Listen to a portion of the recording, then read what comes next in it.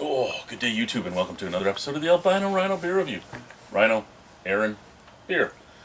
Beer was dropped off by Colgate, so thank you very much Colgate for thinking of us while you were in town visiting your mommy. Yep. We are going to be drinking from Innocente or Inno whatever the fuck you want to call it. Their Kitchener Weisse, which is a Berliner Weisse. Kitchener Waterloo, known for the for Canada's best Oktoberfest. Mm-hmm. So why wouldn't they do some Oktoberfest beers, right? 3.2% alcohol by volume, 6 IBU. For tasting notes, see their website. Don't ever believe Steve's tasting notes. Steve, you don't know what you're doing. You know nothing, Steve. 6 IBU, is it?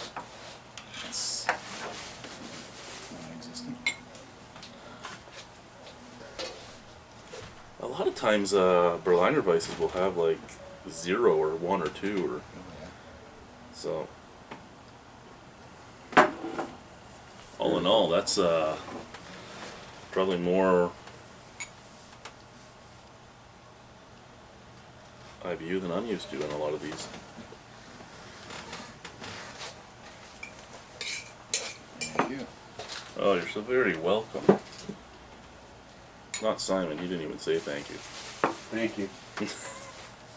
All he cared about was the fucking hot mustard on the table. I need more mustard for... See, that's why I like these cups, right? There we go. We all got a nice sampling. Mm-hmm. It's a little bit left. So now you have... Right? Yeah, I'm gonna Perfect drink. size. I'm gonna drink from that. Well, you want one empty. No, I mean I'll drink from it now. Oh, nice straw color. Lots of carbonation moving. There wasn't much head even when I was pouring it. There was just that little. In mine there was a little more, but it faded very quickly and really didn't leave a little tiny bit of like white surface. Very light head.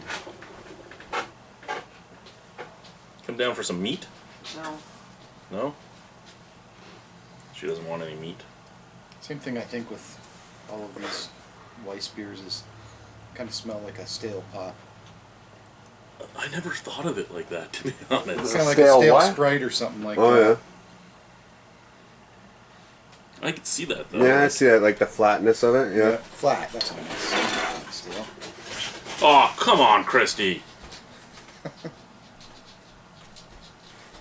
Can't stand to be without you. You left the door open. He's down here. There's meat on the table.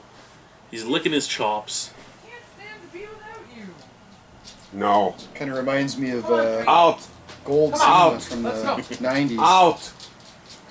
I have to admit I used to like that stuff. Yeah, it's basically non-existent with the smell, which is kind of good because a lot of these at least North American kettle soured beers that aren't soured the way they really sour them out in Europe do come off very very acidic, very with a lot of phenol acids and stuff on them. So I'm not getting that, which I'm excited about. Okay. But yeah, you're right. It's just kind of like I don't know, like. Flat pop, maybe like ginger ale? I was gonna say maybe ginger ale. Yeah. Any of you guys at your mom's would give you the fucking Schweppes. Make my stomach feel Schweppes good. in the, we got a cup of Schweppes. We're gonna stir it up so all the carbonation's gone. We'll leave it on the side of your table while you sleep. Let's try this. Cheers. Cheers. Thanks, Devin. Thanks.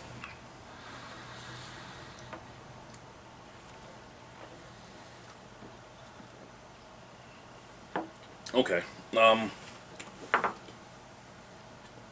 Very just kind of like tiny touch of tartness, but very dry and bready. Yeah. Almost like that first rye bread we had. Just bready. Should this style, or does it have more carbonation in other ones you've had? Like, this is really flat. It's... No, it's about there. It's soft. It is. Yeah. It does play on your tongue a little bit, but yeah, basically it's just bread. The biscuity breadiness. That being said, can it be offensive to anybody? I don't think anyone could be offended by No, this beer. it's just easy drinking. It's a lady's beer. Tastes like wine. Well, somebody might be offended That's by it. Yeah, it does have a little bit. I was even noticing that on the nose. that. Most of the cheap Can you drink it all champagnes night? It's 3.2% alcohol. This would be a perfect Oktoberfest beer because you could just drink pint after pint after pint of it. And it's low enough ABV that the diuretic effect of alcohol really shouldn't make you dehydrate. It should actually keep you somewhat in homeostasis. I got nothing for that. It's an easy drink beer. It's good. No, it really is. It's got good flavor to it. Now, historically, a Berliner Weisse you would have in your big mug. You would have some Woodruff syrup, which is basically simple syrup that you would use to sweeten it up a little bit, and you would drink it through a straw. So in those aspects, I don't actually fully know if this style was actually meant to happen. You have it in your stein so you can dance and it'll spill everywhere, right? Yep.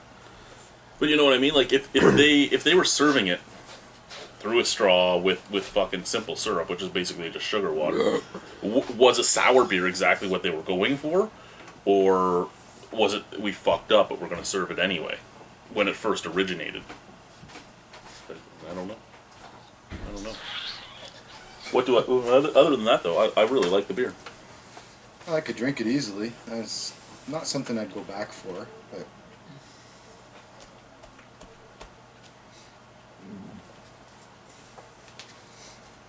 A little gassier than I would have expected. That was 2 burps from that one beer. One after another. Yep. And it kind of smelled like double smoked kielbasa. Fucking Simon. Hey, that shit goes hand in hand, man. Sausage and beer? Come on. Good sausage and beer? I mean, as a Berliner Weisse, as an Ontario Berliner Weisse, is it offensive like some of them? No. Is it really, really nice like some of them? I'd say no again. I'd say it's in the middle. I really do enjoy it. I think it's very drinkable. I think anyone could drink it. I mean, I think if we somehow got Butch to come down here, my father-in-law, he would enjoy it too. And he drinks fucking Lucky Lager all the time.